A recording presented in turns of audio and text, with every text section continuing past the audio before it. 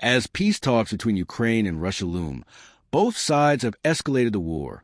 With one of the largest drone confrontations in their conflict, a Russian highway bridge destroyed over a passenger train, and a bold attack on Russian bombers in Siberia. In the days leading up to the negotiations, there had been considerable uncertainty about whether Ukraine would even participate. However, Ukrainian President Volodymyr Zelensky confirmed that Defense Minister Rustem Umerov would attend the upcoming round of direct peace talks, scheduled for Monday in Istanbul. These discussions, which were proposed by Russian President Vladimir Putin, have already facilitated the largest prisoner exchange of the war to date. Yet, despite this progress, there has been little indication of any meaningful agreement on how to bring an end to the fighting.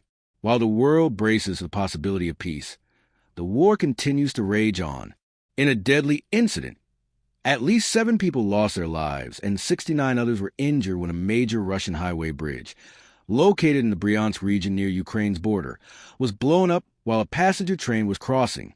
The train, which was traveling to Moscow, had 388 people on board at the time of the explosion. The perpetrators of the attack have not been identified. Meanwhile, Ukraine launched a daring strike on Russia's long-range, nuclear-capable bombers at a military base deep within Siberia on Sunday. This marks the first attack of such magnitude so far from the front lines, more than 4,300 kilometers, 2,670 miles, away from Ukraine. Ukrainian intelligence officials reported that 40 Russian warplanes were hit in the operation. In retaliation, Russia fired 472 drones at Ukraine overnight, according to Ukrainian Air Force, marking the highest number of drone strikes in a single night since the war began. In addition to drones, Russia also launched 7 missiles, further escalating tensions. On the ground, Russian forces have reportedly made gains in the Sumy region of Ukraine, advancing deeper into Ukrainian territory.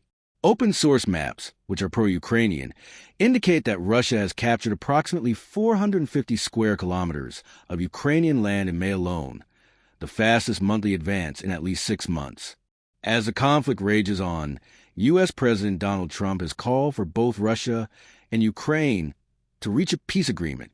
Trump has warned that if negotiations do not move forward, he may step back from providing further support, which could shift the responsibility of backing Ukraine to European nations. However, European powers face significant challenges, with fewer financial resources and much smaller weapon stockpiles than the United States. Despite renewed diplomatic efforts, the gap between Ukraine and Russia appears as wide as ever, with both nations preparing to present competing visions for peace during direct talks in Turkey. According to Keith Kellogg, a key envoy for President Donald Trump, the Istanbul negotiations will see both sides submit formal documents outlining their conditions for ending the war. But after 3 years of brutal conflict, compromise remains elusive. The roots of the war trace back to February 2022, when Russian President Vladimir Putin ordered a full-scale invasion of Ukraine. The move followed nearly a decade of simmering violence in eastern Ukraine, where Russian-backed separatists clashed with Ukrainian forces. Since the invasion, the war has inflicted staggering human costs. U.S. officials estimate that more than 1.2 million people have been killed or injured. President Trump has taken a hardline yet mixed stance on the issue.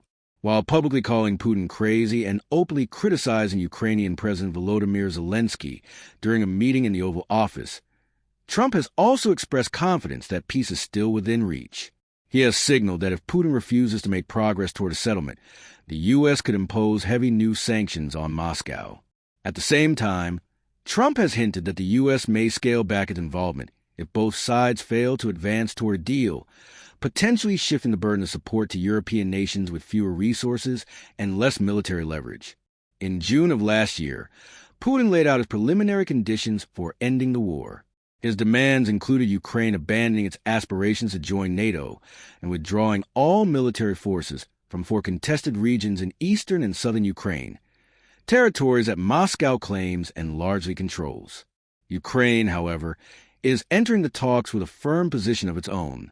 Ukrainian negotiators are expected to present a detailed roadmap for a potential peace agreement, according to a draft proposal circulating among officials.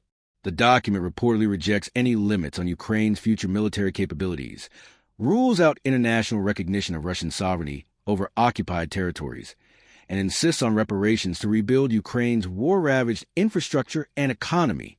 One significant element of Ukraine's proposal is the suggestion that current battle lines serve as the basis for territorial discussions moving forward. This approach may offer a starting point, but the broader disagreement over the fate of occupied regions will likely prove contentious. Russia currently holds just under 20% of Ukrainian territory, roughly 113,000 square kilometers, an area comparable in size to the U.S. state of Ohio. With starkly opposing views and deep mistrust between the parties, the upcoming talks are unlikely to yield a breakthrough. Yet for the millions caught in the crossfire and the global powers watching closely, even a glimmer of diplomatic progress offers a reason to keep the door open.